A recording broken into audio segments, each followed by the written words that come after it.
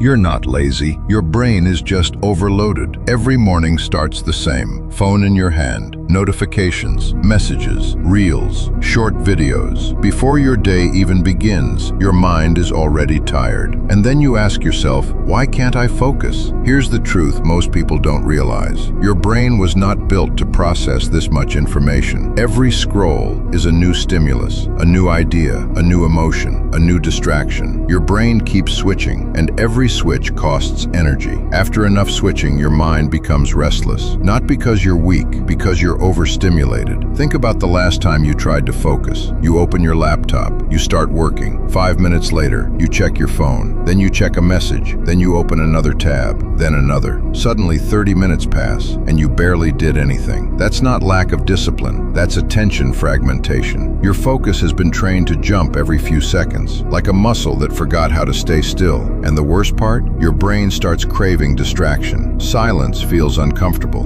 Deep work feels boring. But that's not a flaw. It's just conditioning. The good news? You can reverse it, but not with motivation, with boundaries. Start with one simple rule. Protect the first hour of your day. No phone, no scrolling, no noise. Just your mind. Write, think, work. Train your brain to stay in one place again. Then do something most people avoid. Work without switching. One task, one focus, one window for 30 minutes. That's it. Focus is not a talent, it's a habit. And habits can be rebuilt, slowly, day by day. Because the people who look focused are not special. They just remove the noise. So if you want your concentration back, stop feeding your brain chaos. Give it silence, give it space, give it one thing to do, and watch how powerful your mind becomes. If this helped you understand your focus, comment "Clear Mind" for content that strengthens your discipline and sharpens your thinking.